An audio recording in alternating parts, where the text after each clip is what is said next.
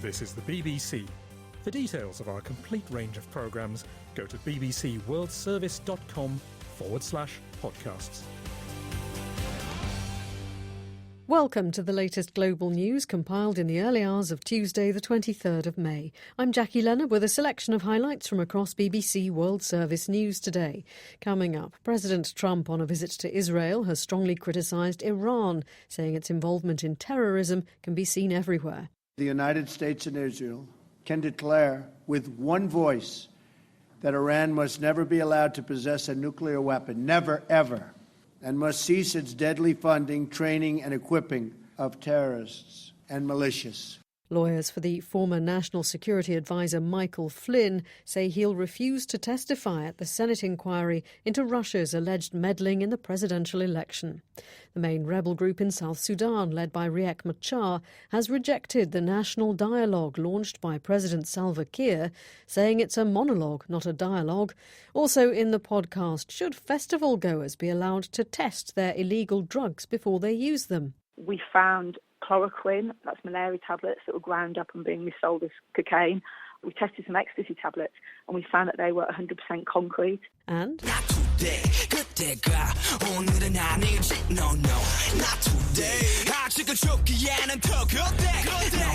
BTS become the first K-pop stars to win at the prestigious American Billboard Music Awards. But first, President Trump is continuing his trip to the Middle East. Today he'll meet the Palestinian President Mahmoud Abbas in Bethlehem in the West Bank, visit the Yad Vashem Holocaust Memorial in Jerusalem and give a speech at the Israel Museum. On Monday, Mr. Trump demanded that Iran stop supporting what he called terrorists and militias. He said there was a growing realization of the threat posed by Iran in the region. The newly re-elected president of Iran, Hassan Rouhani, has said that it was actually his country and its allies that stood up to terrorists in the Middle East. He said regional stability couldn't be achieved without Iran's help. And as our Middle East editor Jeremy Bowen reports, Mr. Trump's visit to Israel followed a trip to Saudi Arabia, where he called on Muslim countries to take the lead against violent religious extremism. Welcome to Israel. Baruch haba. During the welcoming ceremony in Tel Aviv, Israel's Prime Minister Benjamin Netanyahu said the Israelis were already veterans in the fight. We've manned the front lines of civilizations. We've fought terrorism. And we've built a modern, vibrant, democratic Jewish state. In doing so, Mr. President, we've protected all faiths, Muslims, Christians, everyone. President Trump, his wife and a big entourage went on to Jerusalem. At the residence of Israel's head of state, President Trump identified Iran once again as a major cause of trouble in the Middle East. The United States and Israel can declare with one voice that Iran must never be allowed to possess a nuclear weapon, never, ever, and must cease its deadly funding, training, and equipping of terrorists and militias, and it must cease immediately. That's exactly what the Israelis and the Saudis wanted to hear. They have a growing alliance of convenience against Iran, their mutual enemy. President Obama said something very similar, but both Israel and Saudi Arabia regarded him as soft on the Iranians. President Trump is going out of his way to show he isn't. Beneath the rhetoric, though, he continues to honor the nuclear deal with Iran that President Obama and other world powers believed was the best way to stop Iran developing a nuclear weapon. In Jerusalem, President Trump visited the Church of the Holy Sepulchre, where Christians believe Jesus was crucified, and the Western Wall, the holiest place for Jewish prayer, which are only a couple of minutes apart. President Trump has talked about trying to restart a peace process while he's here speaking to the Israeli and Palestinian leaders. It is a monumental task. Jeremy Bowen. Lawyers for President Trump's former National Security Advisor Michael Flynn say he won't give evidence to senators investigating alleged Russian meddling in last year's elections. In a letter to the chair of the Senate Intelligence Committee, the lawyers say Mr. Flynn will invoke the Fifth Amendment, the constitutional right to avoid incriminating himself by testifying. He resigned after it emerged that he had misled the vice president over his contact with the Russian ambassador. Our correspondent in Washington, Nick Bryant, explained more. Pleading the Fifth, you've probably seen that in movies or TV shows or cop dramas. Mafia bosses have invoked it in the past. So too during the McCarthy era when alleged communists were brought before Congress. Often they would plead the Fifth. They became known as Fifth Amendment communists. It's a legal protection that allows you to decline questions if the answers might incriminate you. So Michael Flynn, who was forced to resign as the National Security Advisor very early in this administration over misleading White House officials about his contacts with the Russian ambassador. It's being reported, and it's likely to be confirmed later, that he will plead the Fifth in response to a request by the Congressional Committee looking into Russia meddling into last year's election, who's been asking him for all his documents relating to communications with the Russians. He's going to plead the Fifth and not answer their questions. OK, and how big a political problem then does this pose? Look, legally it's quite a prudent thing to do, especially while so many different investigations are underway. It avoids you committing perjury, for instance. It means that you don't have to answer questions.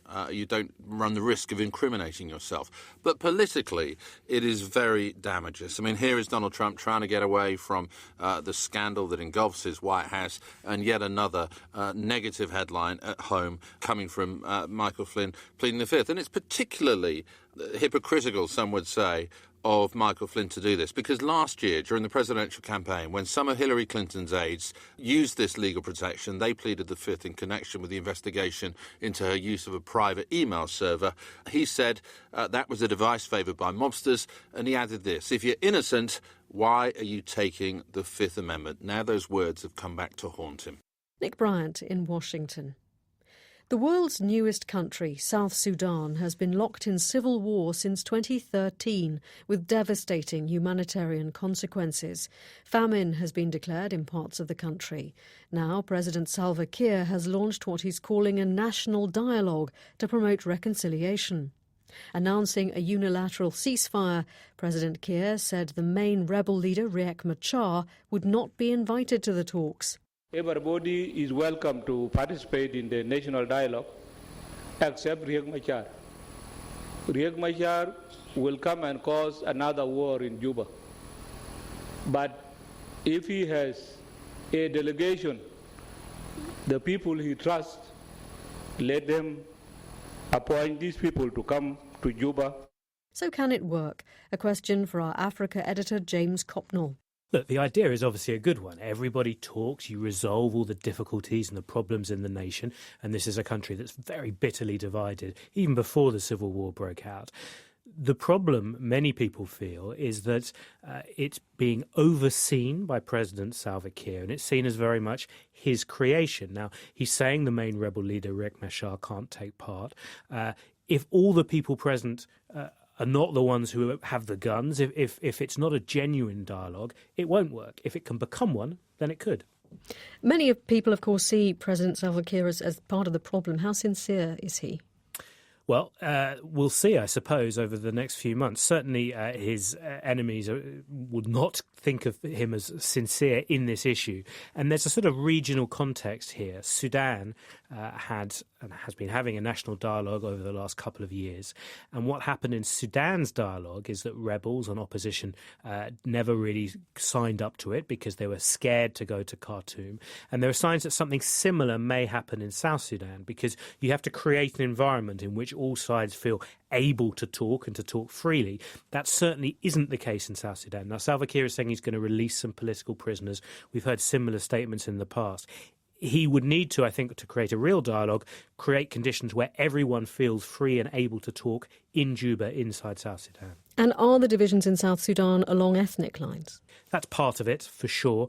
The war, when it began, was because of political tensions, but politicians all have ethnic power bases, and the war has become increasingly ethnicised over the last few months and years, with massacres and so on. So it's a big part of the problem, but it's certainly not the only problem.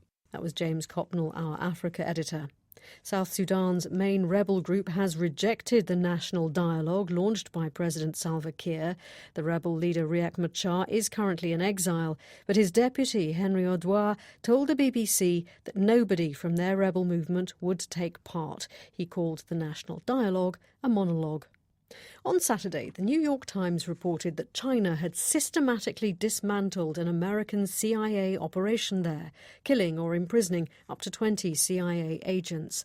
Now Beijing says it has the right to protect itself from foreign espionage. Our Asia-Pacific editor, Michael Bristow, told us more. So this was a report in the New York Times over the weekend which relates to events between 2010 and 2012. Essentially, what this report says is that the Chinese managed to they managed to undermine the CIA's spying operation within China.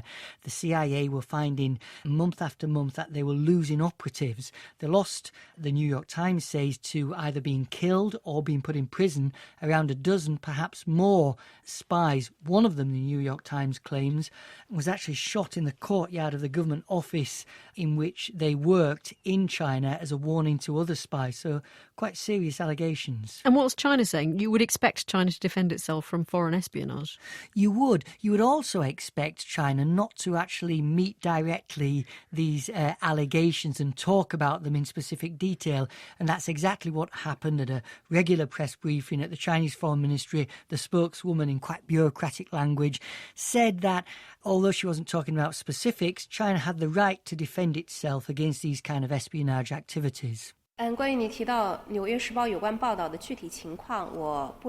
am unaware of the specific situation regarding the New York Times report that you refer to, but what I can tell you is that China's State Security Department investigates and handles, in accordance with the relevant Chinese law, groups, people and activities that harm China's national security interests. As for China's State Security Department performing its regular duties, I do not make any further comment.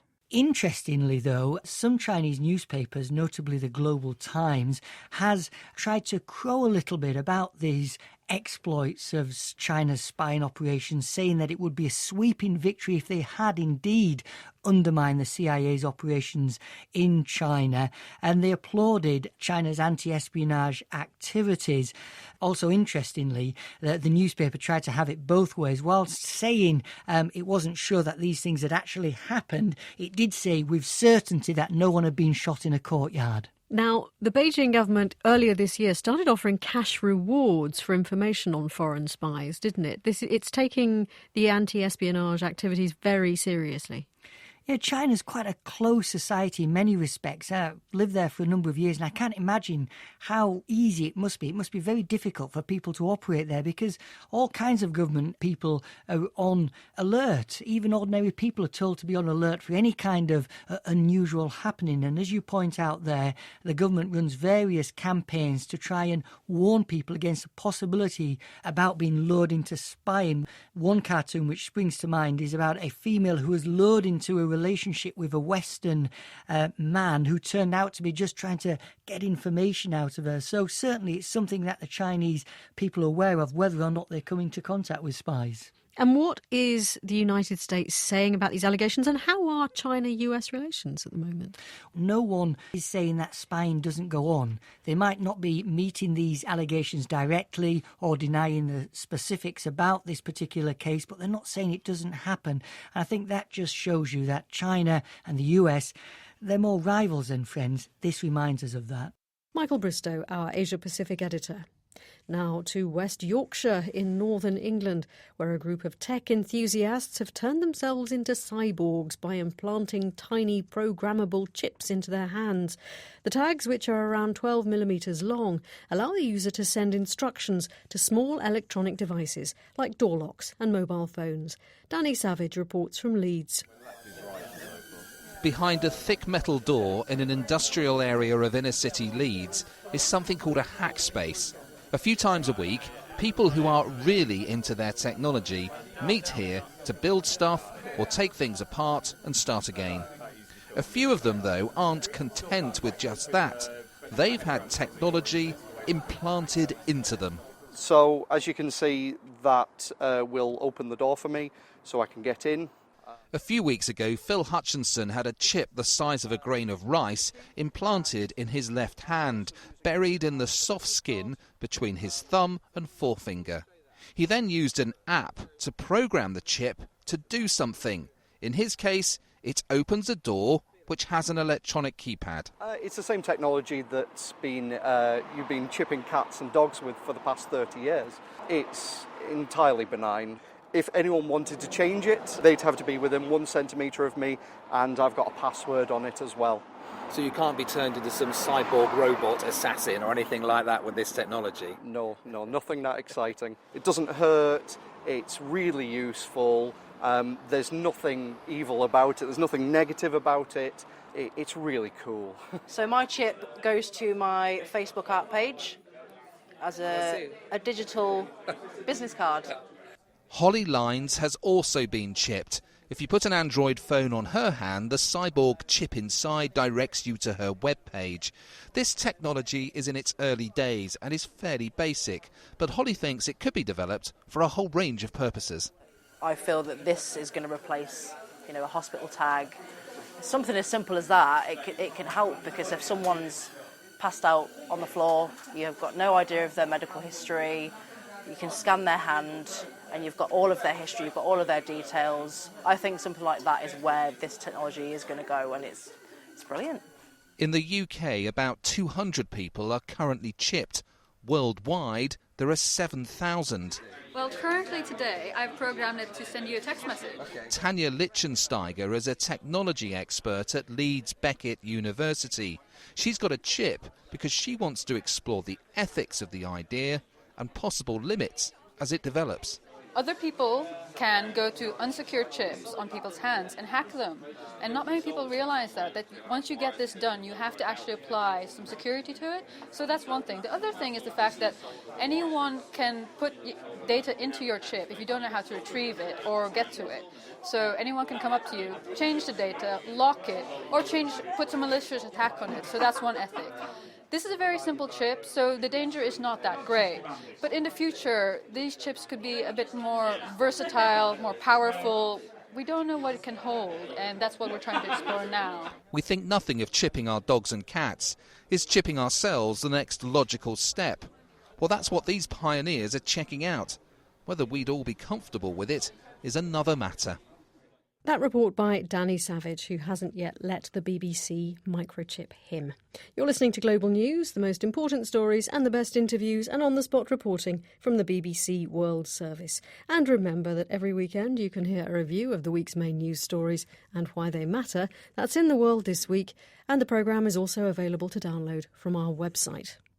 Russia has been given a final warning to sort out its problem with doping or face a total ban from next year's Winter Paralympics in Pyeongchang in South Korea. Russian athletes were disbarred en masse from competing at last year's Rio Olympics after an independent report commissioned by the World Anti-Doping Agency concluded that the country had engaged in systematic doping. Tim Franks spoke to Craig Spence, Director of Communications for the International Paralympics Committee. What we've said today is that the Russian Paralympic Committee are making great progress towards meeting the reinstatement criteria, but more work needs to be done. And if they've not finalised everything by September, then there's a strong chance that they won't have their suspension lifted in time in order to compete into the Paralympic Winter Games in Pyeongchang next March. Let's start with the progress. What have they got right? They've acted on the reinstatement criteria. We've had 2 very good face-to-face meetings with them where they've shown great enthusiasm.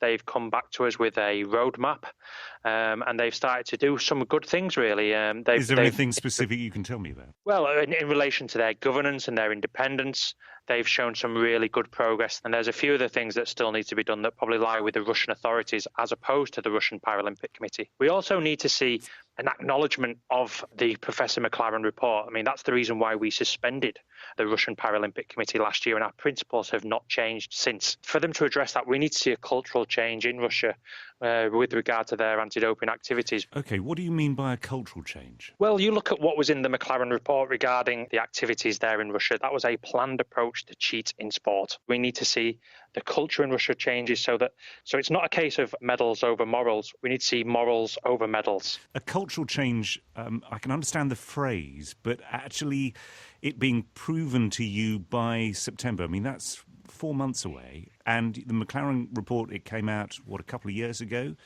If you're not seeing that yet, and presumably, I mean, are you talking about, for example, them just acknowledging that the McLaren report was the right thing. The reinstatement criteria that we published for the Russians to meet was published in November. We're 6 months into this exercise and we've seen great progress. We're not looking for an apology from the Russians for the McLaren report, but what we need to see is look forward and how can they ensure that the laboratories in Russia that do the testing aren't tampering with the samples? How do we ensure that we never have mouse holes in walls of doping laboratories again where samples are snuck out in the middle of the night? Well, how do you ensure that? With the greatest respect, well, I mean, that is where we need to work in cooperation with the World Anti-Doping Agency. This isn't a tick box exercise for the Russian Paralympic Committee to meet. They have to restore confidence in the world of sport. That when we lift the suspension, the athletes who are competing in the Paralympic Winter Games can do so safe in the knowledge that their Russian athletes are on a level playing field with them and they're not looking to gain an illegal advantage. Craig Spence, the Director of Communications for the International Paralympics Committee. Some of the biggest pop music festivals in the UK are considering allowing people to test their illegal drugs on site before they take them in a bid to reduce drug-related deaths. It's thought up to 10 festivals will take part in the scheme this year. Our correspondent Tom Burridge told us how it might work. If the festival has this scheme, then there is a tent on site and people can go there. They can take their drugs, ecstasy, MDMA, cocaine, which are all illegal, of course, in the United Kingdom. There are no police present in the tent, although the project has to be run in conjunction with the police. And whatever they take along is tested. That sample is then destroyed. I mean, in the tent, you've got laptops. It's like a mini laboratory from the photos I've seen. And it's run, this scheme, by an organisation, a non-profit organisation working to reduce drug harm in the UK called The Loop. And the scheme has already ran at 2 music festivals last year in the United Kingdom. And for those behind it, it's progressive. It's a level-headed way of educating people about drugs and putting safety and health of those taking drugs over criminal justice. Just listen to this clip from Fiona Measham. She's a professor in criminology at Durham University in the north of England. And listen in particular to the substances she and her team found when they were testing what people thought were drugs they were taking at festivals last year. Probably the key headline finding was that when we told people what was in their drugs, 1 in 5 people then asked us to dispose of other substances in their possession. But also, I think, the level of concern about what's circulating on site at festivals. So to give you a couple of examples, we found chloroquine, that's malaria tablets that were ground up and being resold as cocaine. And we even found, we tested some ecstasy tablets and we found that they were 100% concrete. So is there actually any evidence that this sort of approach works? I was pretty cynical when I heard about this scheme initially. I've been to lots of festivals in the past, in my younger days, in the United Kingdom. And, drugs are readily available there. A lot of people do take drugs. And I was thinking, well, would those people really want to go along voluntarily to a tent with illegal substances that they paid for and actually give them up? But according to Fiona Measham, who we just heard from, on one afternoon at one festival last year, they received 125 different samples. Now, there are similar schemes apparently working in places like Australia and the Netherlands. Of course, there are some people who are opposed, more conservative voices, if you like, in terms of drug policing and policy. And the next voice you will hear will be David Rains at the UK's National Drug Prevention Alliance. The big danger is that it normalises drug taking. They will get a false sense of security that drugs have been tested, which means a pill has been tested. It doesn't necessarily mean the other ones in their back pocket have been tested or are from the same stock. So what we're now waiting on are decisions from all the local police forces in different parts of the United Kingdom where these 10 music festivals are due to be held. The police, for their part, don't condone any drug taking just because they support this drug testing scheme at music festivals. They say that if it reduces the number of drug-related deaths and raises awareness of the health risks involved of taking drugs, well, that's a good thing. Tom Burridge.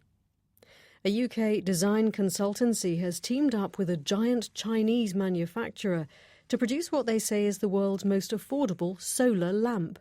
Manchester-based firm Invented designed the light, which sells for about $5 in African countries. The hand-sized lamp runs for 8 hours when fully charged.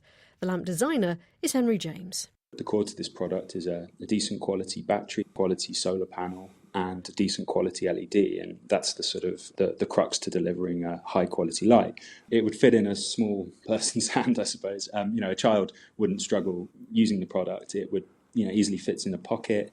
It could be tied to the front of a bike without looking too large, and then used as a sort of a backup bike light. And it I suppose, packs quite a big punch for a product of its size. Our business reporter Bill Wilson told us more about the lamp's designers and its uses. There's a start-up company in Manchester founded by two former design students, and one of them had been on a student placement at Solar Aid, the UK's biggest solar power charity. And he was so impressed by the work they did there that he set himself the task of trying to design a new, practical, but cheaply priced solar lamp for Africa, which is where Solar Aid does most of its work in providing lighting there, where at present many people still rely on kerosene lamps or perhaps even worse, candles, which of course both of those lighting methods have inherent dangers to them. Describe what this thing looks like and what makes it different. It's a small rectangular shape. They say that by making it rectangular rather than round, that cuts down on design costs. It can come on a stand, so if children in Africa can study where perhaps they weren't able to when it became dark. It can also be fitted with a strap, so it could be hung from the ceiling, so it could become a light in a room. It can also be strapped to the head for people like mechanics getting underneath cars. And finally, it can be strapped to a bicycle, so it's a bike light as well. So it's got a myriad of uses. It's fairly cheap. It's still an investment for a family in the developing world, though. It is. This is a part of the world where some people are living on $350 a year. So it's a worthwhile investment. While it is an investment and it's an outlay, its costs in the long run will be less than, for example, kerosene lamps, which can account for up to a quarter of a family's annual income. So it's definitely a long-term investment and one that's going to hopefully stand families in good stead. Bill Wilson. The South Korean boy band BTS has become the first Korean pop or K-pop group to win a prestigious Billboard Music Award in the US.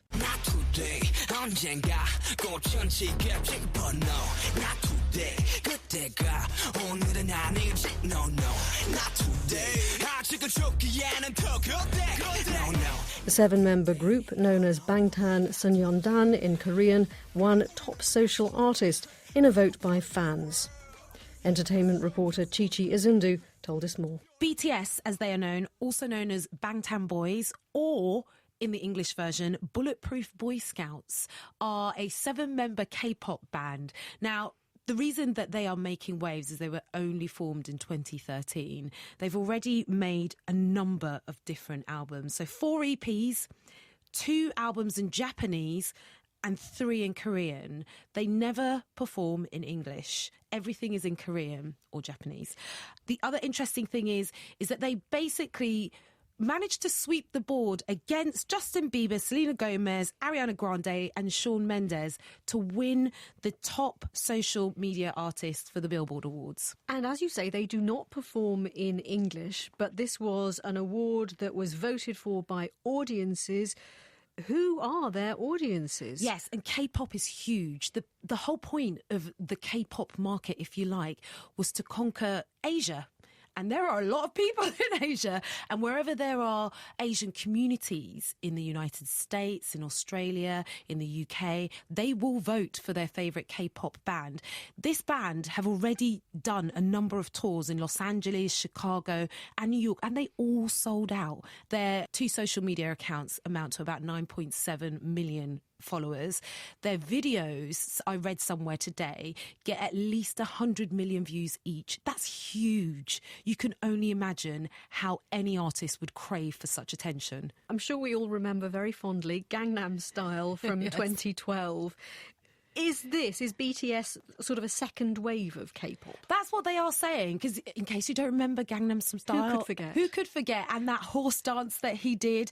He broke records that nobody had seen coming out of the K-pop scene. His views on YouTube for that one song have surpassed 3 billion currently. So this could be the second wave with BTS. 7 pop members, writes their own music, are about to take over Western music. That was entertainment reporter Chichi Izundu.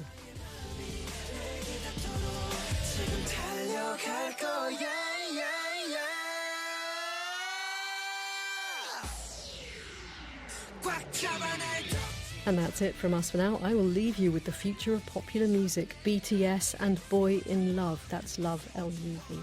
And just to remind you that Jonathan Marcus, who is himself surprisingly groovy, will be here with an updated version of the Global News podcast later. I'm Jackie Leonard. Until next time, goodbye.